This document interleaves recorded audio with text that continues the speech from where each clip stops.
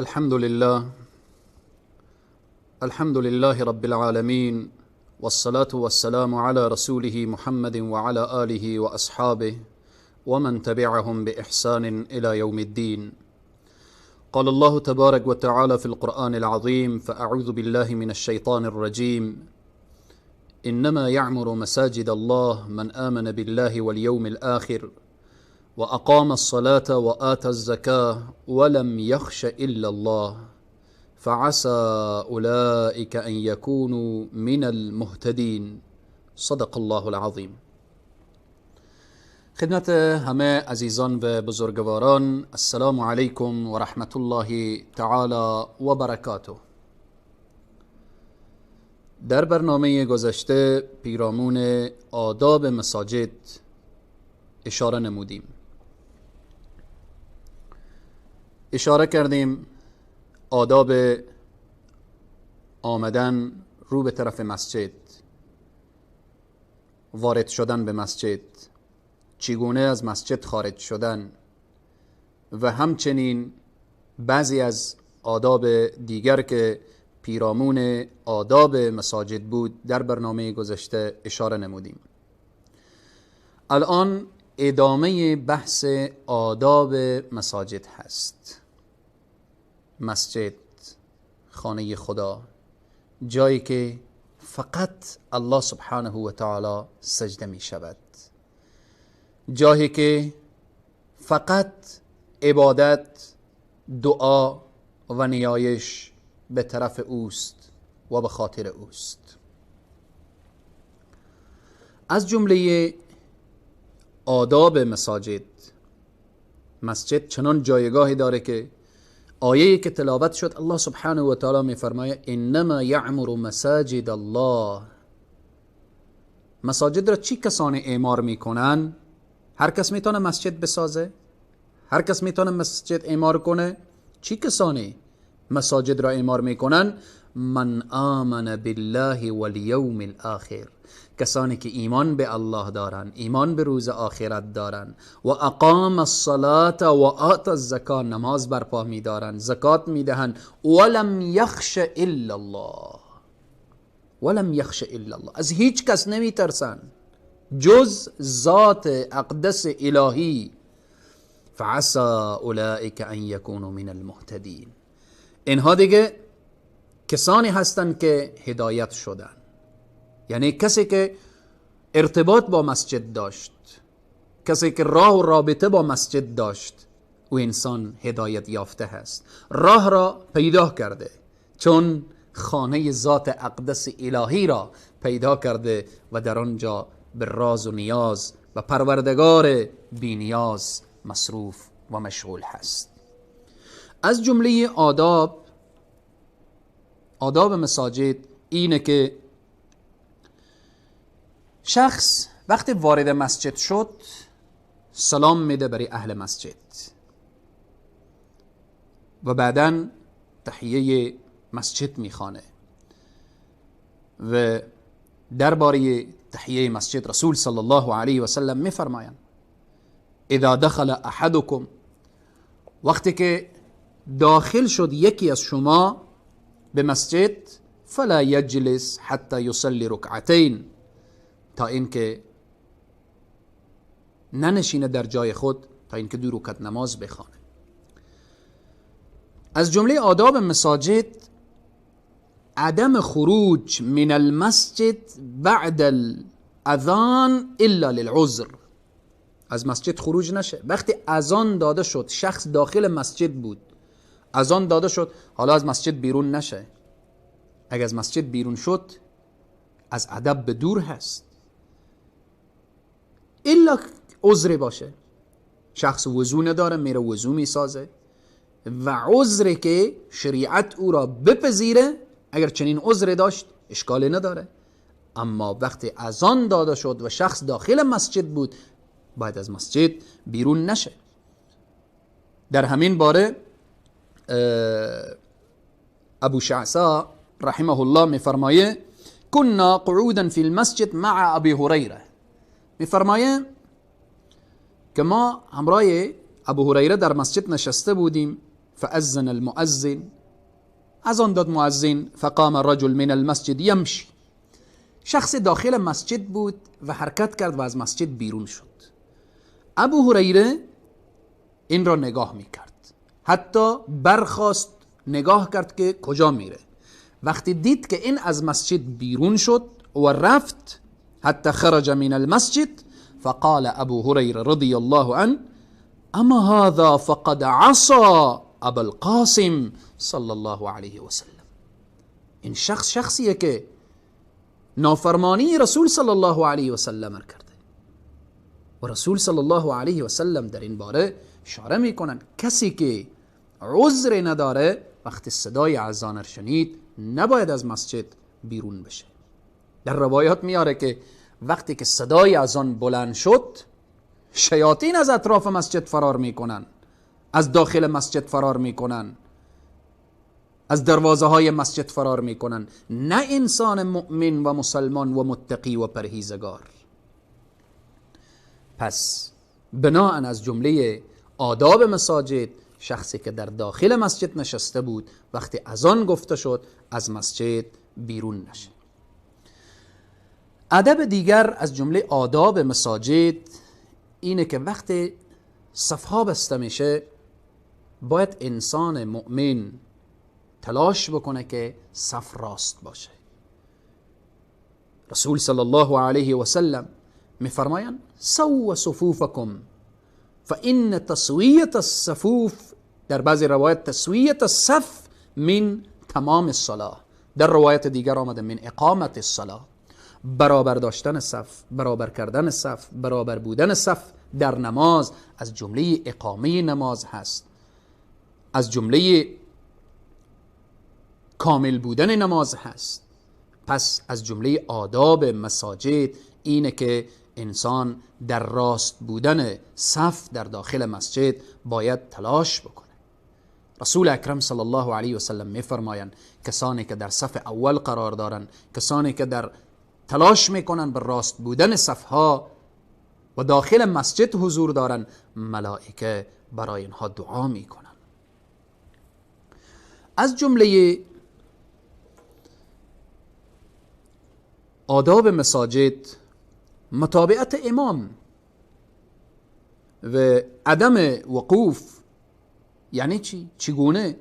بعضی از اشخاص وقتی وارد مسجد میشن میبینن که امام در حال سجده هست، در حال سجده هست، اینها استاده میشن، توقف میکنن تا اینکه امام از سجده بلند بشه و اینها امام در قیام دریابن، در حالتی که چنین نیست. رسول اکرم صلی الله علیه و سلم میفرمایند فما ادرکتم فصلوا، امام در هر حالی که درک کردید و دریافتید، چی در رکوع هست، چی در سجده هست، چی در قیام هست، چی در جلسه هست، امام را در هر حالی که دریافتید در همون حال شروع کن به نماز. یک سجده اضافه بشه به نزد الله اجر هست، ثواب هست.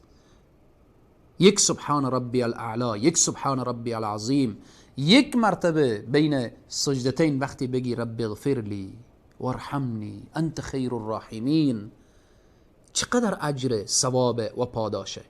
پس این آداب باید رعایت بشه. ادب دیگر این که خیلی مهمه، نباید در مسجد یک مکان حجز بشه برای یک شخص بیای جای نماز خود را در جای بیاندازه که همیشه این جا از فلانی باشه. یه از ادب به دور هست. انسان در مسجد هر وقت آمد هر جا کشیش جایش هست. پس بناهن این نکته خصوصا در مساجدی که بزرگتر هست مثل حرمین شریفین، مثل مسجد النبوی صلی الله علیه و سلم، که ما بیایم یک مکان را حجز بکنیم برای خود، یا از این بدتر کس دیگری بیای حجز بکنه برای دیگری. از این هم قبیحتر و بدتر و زشتر اینه که کسی بیای یک مکان را حجز بکنه باز به کسی دیگری بده، در مقابلش دنیا بگیره، پول بگیره. اینها از ادب به دور هست. چون وقتی مکان حجز شد، جا تعیین شد، این جای فلانی هست، این جای من هست، این عواقب خطرناک داره. ریا در عقیب خود داره، سمعه در عقیب خود داره، عجب در عقیب خود داره، تنبلی و سستی و غفلت در عقیب خود داره. شخص میگه برو جای من در صف اول آماده هست، من 10 دقیقه که به اقامه بمانم میرم. این انسان رو تنبل به بار میاره، انسان رو متکبر میسازه. پس بناهن از جمله آداب مساجد اینه که وقتی وارد مسجد شدید هر جا که جا بود بنشینید، هر کس که هستید، الا که مگر پشت سر امام یک نفر که یا 2 نفر میگن که استاده بشه و این جای کسی که اقامت میگه یا جای یک عالم هست که اگر امام عذری برایش پیش میایه کسی پشت سرش باشه که همان اهلیت امامت داشته باشه که او جایش مشخص میشه و یک بحث جداگانه است. در غیر آن کسی دیگری حق نداره مساجد از آن خود و شخصی خود بگردانه. نکته دیگر از جمله آداب مساجد اینه که شخص نشسته، کسی دیگری آمد جای خود را برایش بده از لحاظ احترام اینها، این هم کار درستی نیست. به خاطر اینکه عبادت هست، قضیه عبادت، ما عبادت را نمیتونیم به کسی دیگری بخشش کنیم. در قسمت عبادت هر کدام ما یکی از دیگری محتاج تر هستیم. پس بناهن این هم از ادب به دور هست که یا یک شخص تاجری که وارد مسجد شد ما فقیر بر بگیم برخیز که این تاجر بنشینه، یا یک فرد قدرتمند داخل شد فقیر و یا مسکین یا کس دیگری که از ابتدا آمده در جای صف اول و دوم کسب کرده، از آن خود کرده، اجر گرفته، بیاییم و بالاخره او را بگیم برخیز که این قدرتمند بشینه. از جمله آداب مساجد همچنین نکته دیگر اینه که شخص آمده از ابتدا صف اول گرفته، الان نیاز برمیخیزه میره دوباره وضو میسازه، پس برمیگرده، وقتی برخاست کس دیگری در جایش ننشینه. از جمله آداب مساجد در جلسه گذشته هم اشاره کردیم اینه که نظافت مسجد باید رعایت بشه. خواهر مسلمان، برادر مسلمان، مسجد حقوق زیادی داره، باید اینها را رعایت کرد. مسجد جای خواب شدن نیست، چون خواب غفلت هست. مسجد جای بیداری است. مسجد جای اکل و شرب نیست، خوردن نیست، الا که مگر شخص معتکف به مسجد به قدر ضرورت میخوره، میخوابه و مینوشه. از جمله آداب مساجد که خیلی مهمه اینه که شخص وقتی وارد مسجد میشه از خوردن سیر و پیاز خودداری کنه. رسول اکرم صلی الله علیه و سلم میفرمایند من اکل ثوما او بصلا، کسی که میخوره سیر و یا پیاز چه کار بکنه؟ به مسجد ما نیایه. سبحان الله. ولیقعد فی بیته، در خانه خود بنشینه. به خاطر اینکه اون چیزی که بنی آدم را اذیت میکنه ملائکه هم اذیت میشن. از این حدیث رسول صلی الله علیه و سلم این را میدانیم که وقتی ما میگیم نظافت مسجد رعایت بشه، خود شخص هم باید نظافت داشته باشه. نشه که خدای نخواسته بویی از وجودش، از دست و پایش، از لباسش بوی بدی به مشام دیگران برسه. مسجد جایی است که همه کنار هم دیگر استاده هستیم، عرب و عجم، پیر و جوان، فقیر و غنی، همه باید رعایت حال همدیگر را داشته باشیم. خصوصا در ماه مبارک رمضان بعضی انسان‌ها رو می‌بینیم که آنقدر غذاهای غلیظ و اینها رو می‌خورن، سر نماز استاده هست تا امام سوره فاتحه تمام نکرده، با عرض معذرت از بینندگان عزیز، من معذرت می‌خوام که این لفظ را اشاره می‌کنم، شروع می‌کنه به اوراق‌های عجیب و غریب. برادر عزیز، رعایت کسی که دست راست تو هست، کسی که به دست چپ تو هست، رعایت حال این را هم داشته باش. این سیری که تناول کردی، پیازی که تناول کردی، رسول صلی الله علیه وسلم میفرمایند کسی که دهنش بوی سیر میده، بوی پیاز میده، نیاید در مسجد، در خانه خود بنشینه. و این را هم باز نشه که کسی برای خود دلیل بگیره برو من که سیر را هم میخورم، پیاز را هم میخورم، برو مسجد نمیرم چون رسول الله گفته مسجد نیاییم. تو از خیر کثیر خود را محروم میکنی، از جماعت مسلمین خود را کناره وقتی زدید. میدانید نتیجه و عواقب چی میشه؟ ید الله مع الجماعه. از جمله آداب مساجد اینه که مسجد نباید تعلق به یک شخص و یک قوم داشته باشه. واقعا این از ادب بدوره که بگیم فلان مسجد از فلان قومه، فلان مسجد از فلان شخصه. مسجد هر کس که ساخت انما یعمر مساجد الله من آمن بالله والیوم الاخر. من آمن بالله والیوم الاخر. مسجد خانه خداست، از آن بندگان خداست. هر کس که میخواد این را آباد کرده باشه. اما هر مسلمانی که وارد مسجد میشه کسی حق نداره که بگه این مسجد از فلان قوم هست، از فلان خان هست، از فلان تاجر هست. و او شخصی که این را ساخته بیاید به کل امورات مساجد، به امورات مسجد مداخله کنه. مسجد را ساختی به خاطر الله، تمام، اجر خود را از الله بگیر، مزد خود را از الله بگیر. حالا که بیاد به امامم مداخله کن، به مؤذنم مداخله داشته باش، به امور مسجدم تصرف داشته باش، هیئت امنای مسجد هم که تعیین میشه باید تو تایید کنی، اینها از ادب به دور هست. مسجد از آن خداست. و ان المساجد لله انما یعمر مساجد الله من آمن بالله والیوم الاخر. الله سبحانه و تعالی بر ما توفیق بده که آداب مساجد رعایت کنیم و عظمت و بزرگی مسجد بدانیم و بفهمیم که این خانه خداست.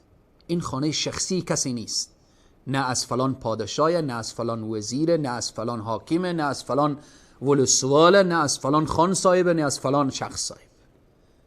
مساجد از آن خداست. خوشا به حال کسی که آداب مساجد رعایت کرده، وارد مسجد شده، از این خانه ارتباط با ذات اقدس الهی برقرار بکنه.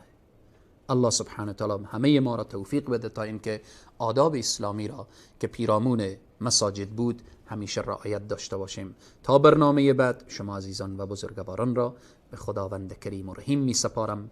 والسلام علیکم و رحمت الله تعالی و برکاته.